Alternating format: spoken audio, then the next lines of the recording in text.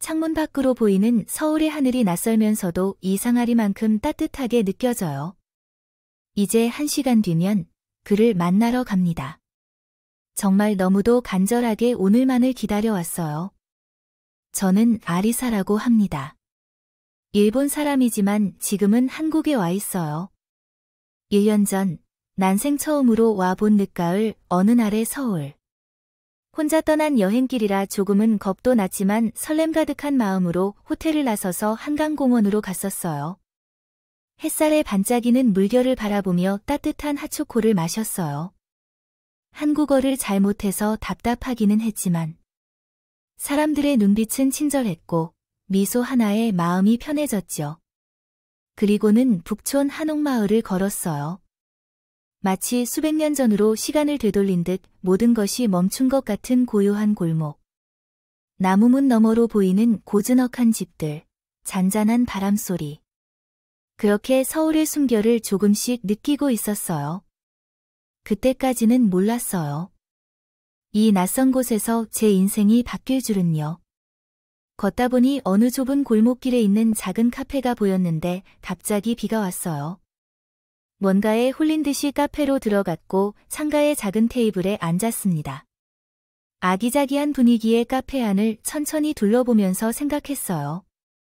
저에게는 이국적인 느낌의 카페. 따뜻한 미소로 주문을 받던 직원. 어느 한국 드라마의 한 장면이 떠올라서 몰래 혼자 웃었어요. 그리고는 다음 이동할 장소를 검색하다가 가방 안에 있어야 할 지갑이 없다는 걸 알았어요. 여기는 일본이 아니고 한국말은 할 줄 모르고 뭘 어떻게 해야 할지. 너무 당황해서 어쩔 줄을 몰랐어요. 아무런 생각도 할 수가 없었어요. 당시 제 시야에는 주문을 받았던 카페 직원 그 밖에는 없었어요. 지갑을 잃어버리고 어쩔 줄 몰라 하던 저한테 그의 도움은 너무 컸어요. 호텔로 돌아갈 수 있도록 택시도 불러주었고 비용도 지불해 주었습니다. 그가 무슨 말을 했는지 다 알 수는 없었지만 그의 따뜻한 눈빛만은 지금도 생생히 기억나요.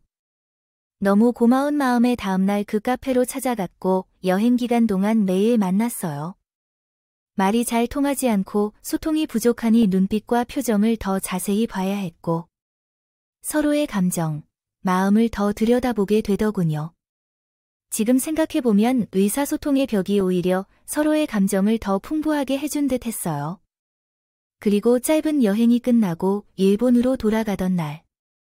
그와 헤어진다는 게 너무 아쉬워서 눈물이 날 것만 같았어요. 발길이 떨어지지를 않더라고요. 처음 느껴보는 감정이었어요. 일본에서 일상으로 돌아갔지만 여행 후 저에게는 너무 많은 것이 달라져 버렸어요. 우리는 매일 대화를 나눴어요. 사진도 주고받고 영상통화도 하게 됐죠. 번역을 해야 해서 대화도 원활하지 않았지만 짧은 시간에 서로를 향한 마음은 점점 깊어졌어요. 그는 제게 한국어를 가르쳐줬고 저는 그에게 일본어를 알려줬어요. 그가 일본으로 저를 보러 오겠다고 했고 다시 얼굴을 볼 수 있다는 생각에 저희는 날짜를 세어가며 기다렸습니다. 그러다가 코로나라는 낯선 이름의 바이러스가 뉴스를 도배하기 시작했어요. 매일 뉴스 기사를 찾아보며 마음을 졸였지만 저를 보러 오기 불과 몇 일 전. 모든 항공편은 취소되었고 하늘길은 완전히 닫혀버렸어요. 처음에는 몇 주만 지나면 다시 하늘길이 열려서 보게 될 줄 알았었지만 나아지지 않았어요. 매일 연락을 하고는 있었지만 만날 수 없다는 사실이 점점 우리를 지치게 했죠. 영상 너머로 서로를 바라보며 웃는 것조차 언젠가부터는 뭔가 슬프게 느껴졌어요. 이렇게 보고 싶은데 얼굴을 마주보고 손을 잡을 수 없고 안을 수 없다는 것이 너무 힘이 들었어요. 매일 통화했어요. 마치 전화기 화면 속이 진짜 세상인 것처럼 느껴지기도 했고 어떤 때는 그가 실제 존재하지 않는 사람인 것처럼 느껴지기도 했어요. 화면 너머 그와의 거리감이 까마득히 더 멀게만 느껴졌어요. 저는 매일 뉴스 기사를 찾아보면서 하늘길이 열리기만을 기다렸어요. 하지만 상황은 전혀 나아지지 않았습니다. 만나지 못하고 그리워만 하다가 힘들어져서 이대로 우리의 관계가 끝나버리지는 않을까 하는 두려움까지 생겼어요. 그러던 어느 날 한국 입국이 가능하다는 기사를 봤어요. 소리를 지를 뻔했어요. 그리고는 방법과 절차를 찾기 시작했어요. 조건이 많이 까다롭지만 그래도 만날 수 있는 방법이 생겼어요. 너무 기뻤어요. PCR 검사, 백신 접종 등 여러 가지 서류들. 정말 많은 걸 준비해야만 했어요. 너무 위험하다며 그도 한국행을 반대했고 부모님까지 저를 막아섰습니다. 그런 상황에 외국으로 나가는 건 너무 위험한 일이긴 했어요. 사실은 저도 겁이 났었어요. 하지만 저한테 가장 무서운 건 점점 지쳐가는 우리였어요. 공항에서 그에게 출발한다고 연락을 보내고는 답장을 기다리지 않고 전원을 껐어요. 저를 걱정하는 마음은 알지만 그 누구도 저는 설득할 수 없다는 걸 저는 확실하게 알고 있었거든요. 그러고 나서 마스크를 두 겹으로 쓰고는 비행기에 올랐어요. 비행기 안에 앉아있는 게 전혀 현실감이 들지 않는다고 속으로 생각하고 있다가 인천공항에 도착했다는 기내 안내를 들었습니다. 이렇게나 가까운 거리인데 오기까지 이렇게도 힘이 들었다니 허무한 느낌이 들었어요. 같은 서울 하늘 아래 도착했지만 그를 만날 수는 없었습니다. 마중 나올 수가 없었어요. 방역 때문에 만남은 허락되지 않았죠. 곧바로 격리 호텔로 향했고 다시 14일이라는 시간을 더 기다려야 했어요. 호텔방에 들어와서 앉고 보니 갑자기 눈물이 흐르더라고요. 가까이 있는데도 만날 수 없다는 건 너무도 잔인한 일이었어요. 서럽기까지 했어요.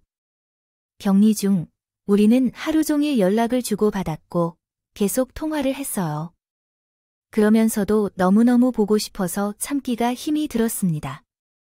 그러다 결국 14일이 지났어요.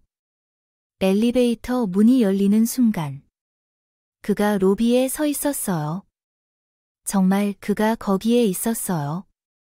조용히 저를 바라보고 웃고 있었지만 가까이 가보니 마스크 너머로 눈물을 흘리고 있었습니다. 우리는 말 없이 서로를 안고 있었어요. 한참 동안을. 헤어져 있던 그 모든 시간이 그가 안아주는 품속의 따뜻함으로 서럽게 녹아내렸어요. 그 따뜻함이란 정말 뭐라 말로 설명을 할 수가 없습니다. 그의 품에 안기고 나서 저는 바로 깨달을 수 있었어요. 이렇게나 따뜻하고 편안한 바로 이 품속에서만 행복할 수 있을 거라는 것을요. 그와 두 손을 잡고 걸으며 결심했어요.